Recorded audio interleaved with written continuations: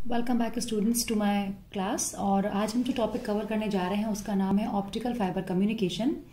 तो आइए हम स्टार्ट करते हैं और समझते हैं कि ऑप्टिकल फाइबर कम्युनिकेशन है क्या। तो ऑप्टिकल फाइबर कम्युनिकेशन, ठीक है, वह कम्युनिकेशन की प्रक्रिया जिसमें हम अपने सिग्नल को लाइट के माध्यम से ट्रांसमिटिंग एंड से रिसीविंग एंड तक पहुंचाते हैं, उसे हम कहते हैं ऑप्टिकल फाइबर कम्युनिकेशन। जैसा कि आपको दिख रहा होगा, ऑप्टिकल मीन्स लाइट, ठीक है। तो वह कम्युनिकेशन की प्रक्रिया जिसमें हम लाइट का उपयोग करके अपने सिग्नल को लाइट के फॉर्म में कन्वर्ट करके ट्रांसमिटिंग एंड से रिसीविंग एंड तक पहुंचाते हैं।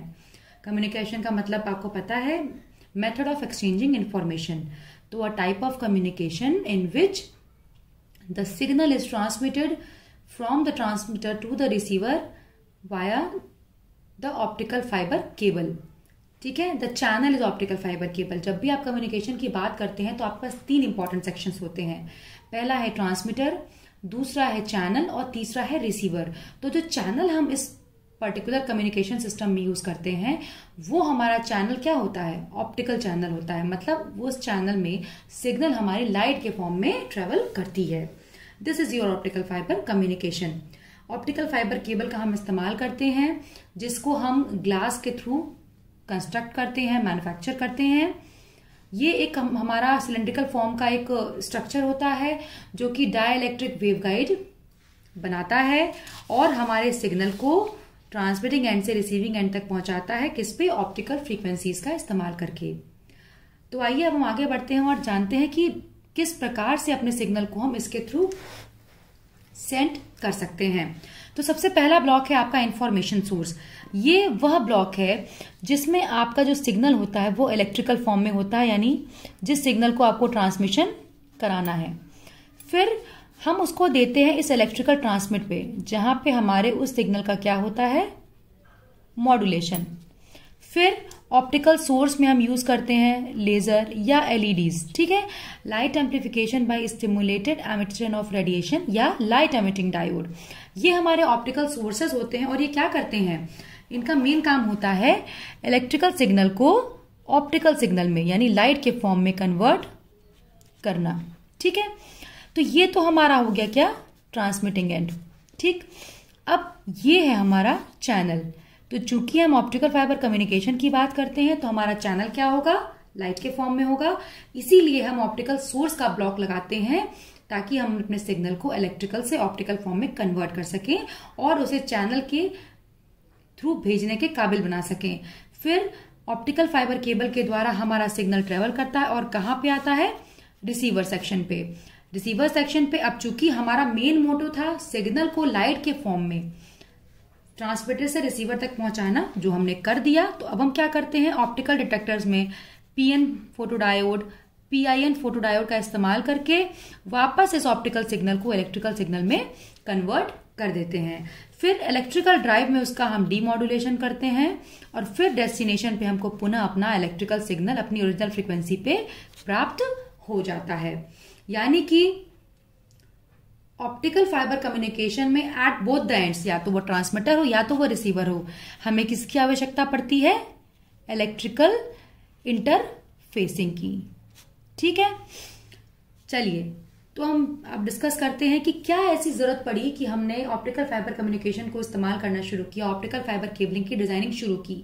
कॉपर केबल हमारे पास उपलब्ध था, कोएक्सियल केबल था, ट्विस्टेड पेयर केबल हमारे पास था, लेकिन कुछ ऐसी कैरेक्टरिस्टिक्स होती हैं हमारे ऑप्टिकल फाइबर केबल की जिसके लिए हम इसको इस्तेमाल करते हैं। तो सबसे इंपॉर्टेंट है इनॉर्मस पोटेंशियल बैंडविड्थ। मतलब जो हमारी ऑप्टिकल फ्रीक्वेंसीज है 10^13 10^16 हर्ट्ज तक की हैं, बहुत ही ज्यादा इंफॉर्मेशन कैरिंग कैपेसिटी हमारे ऑप्टिकल फाइबर की केबल की होती है, ठीक है। जो हमारी जो बैंडविड्थ होती है वो इतनी ज्यादा होती है कि हमारा जो एक बार में इंफॉर्मेशन को कैरी करने की क्षमता है वो बहुत ही अधिक होती है। ह्यूमन हेयर के डायमीटर से भी पतला होता है हमारा ये केबल, तो हमारा साइज का कोई इश्यू नहीं है, वेट भी इसका बहुत ही कम होता है। इलेक्ट्रिकल आइसोलेशन, जनरली हम इसको बनाने के लिए ग्लास या कभी कभी प्लास्टिक पॉलीमर्स का भी इस्तेमाल करते हैं, जो कि हमारे क्या है, इंसुलेटर्स हैं। तो इलेक्ट्रिकली हैजार्डस एनवायरनमेंट में भी हम बिना किसी रोक टोक के इसका आसानी से इस्तेमाल कर सकते हैं। Immunity to interference and cross talk, ये एक डाई इलेक्ट्रिक वेवगाइड बना लेता है। इसके आसपास बहुत सारी कवरिंग रहती है कोर क्लैडिंग की, तो हमारा जो क्रॉस टॉक और इंटरफेरेंस की प्रक्रिया है वो इसमें बहुत ही कम होती है। लो ट्रांसमिशन लॉस, चूंकि immunity to interference and cross talk की इसके अंदर फैसिलिटी पहले से ही है, तो हमारे जो ट्रांसमिशन लॉसेस हैं, सिग्नल का एटेनुएशन होना, कि सिग्नल चलते चलते अपने पाथ से एटेनुएट हो जाए और गायब हो जाए, वो इसमें नहीं होता, तो लॉसेस बहुत ही कम होती हैं। सिस्टम हमारा काफी हद तक फ्लेक्सिबल होता है, मजबूत होता है, तो हमें काफी इफेक्टिव रिजल्ट्स मिलते हैं। साथ ही साथ पोटेंशियल लो कॉस्ट, मैंने आपको बताया कि हम लोग ग्लास से जनरली इसको बनाते हैं। Glass is made of sand and sand is not a scarce resource, यानी सैंड आपको इजीली अवेलेबल है। आप बहुत ही आराम से ऑप्टिकल फाइबर केबल का इस्तेमाल करके अपने इंफॉर्मेशन को ट्रांसमिटिंग एंड से रिसीविंग एंड तक पहुंचा सकते हैं। आप चाहे BSNL ले लीजिए, चाहे आप जियो ले लीजिए, हर कंपनी ऑप्टिकल फाइबर केबल का ही इस्तेमाल करती है और आपका कम्युनिकेशन का जो टास्क है वो कंप्लीट करती है। तो जैसा कि मैंने बोला, ऑप्टिकल फाइबर कम्युनिकेशन में हम ऑप्टिकल फाइबर केबल का यूज करते हैं, जो कि एक डाइलेक्ट्रिक वेव गाइड है और ऑप्टिकल फ्रीक्वेंसीज पे काम करता है। ठीक है, और जनरली सिलेंड्रिकल फॉर्म में ये होता है।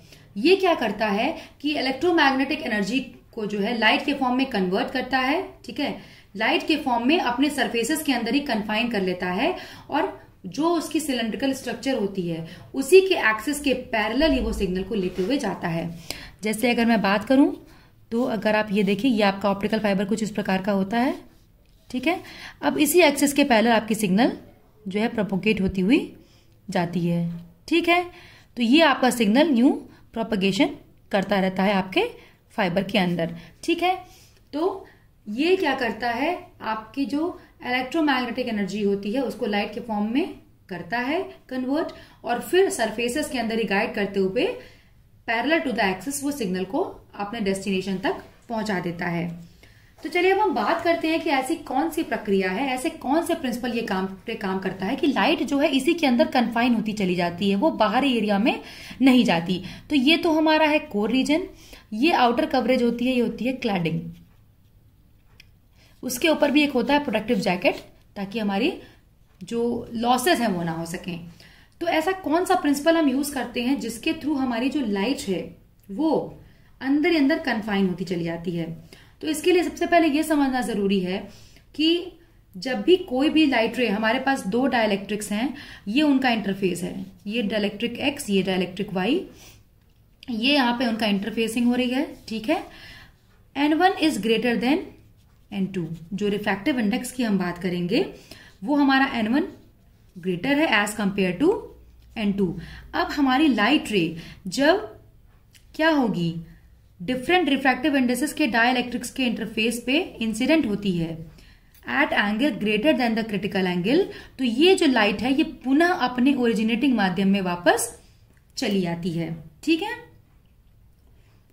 हायर रिफ्रैक्टिव इंडेक्स के मीडियम में।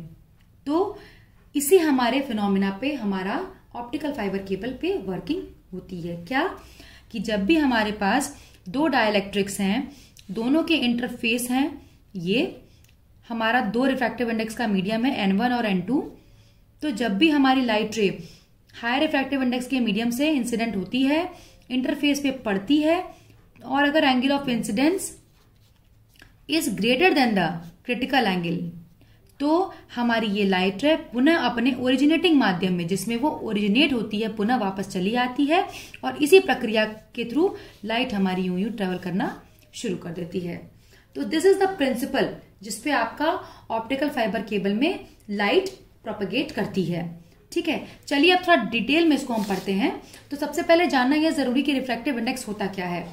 तो ratio of velocity of light in vacuum to the velocity of light in medium, कि हमारी जो लाइट की वेलोसिटी है वो वैक्यूम में क्या है और to the velocity of light हमारी किसी माध्यम में क्या है, इसको हम कहते हैं रिफ्रैक्टिव इंडेक्स। ठीक है, आइए अब हम बात करते हैं propagation of light in an optical fibre.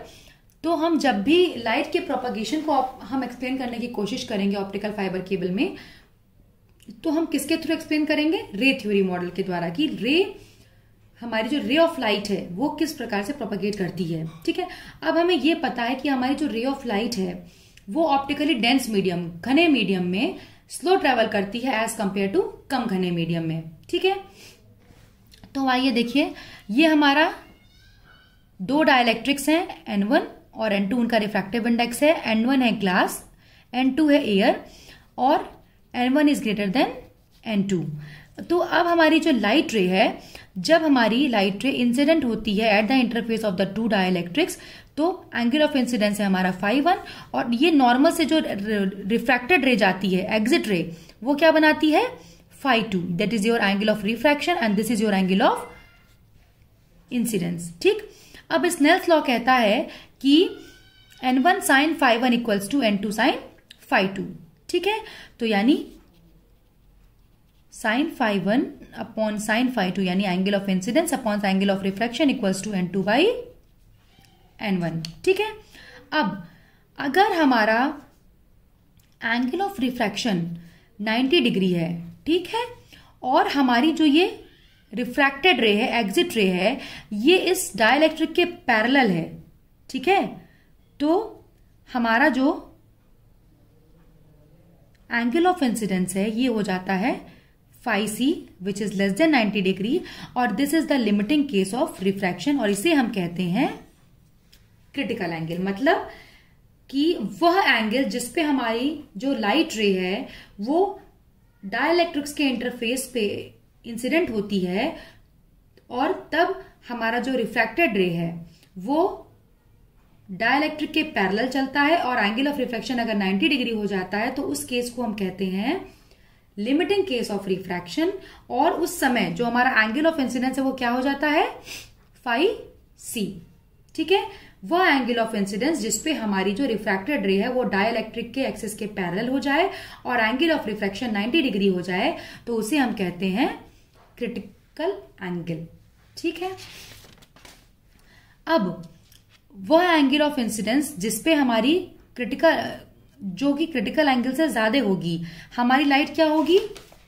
अब सपोज करिए ये हमारा एंगल ऑफ इंसिडेंस है, अब ये एंगल ऑफ इंसिडेंस जब हमारा φ1 जो है ग्रेटर देन φc हो जाएगा, तो हमारी क्या हो जाएगी, जो रिफ्रैक्टेड रे है वो पुनः अपने ओरिजिनेटिंग माध्यम में वापस आना शुरू कर देगी। तो at angle of incidence greater than critical angle, the light is reflected back into the originating medium and this is known as total internal reflection.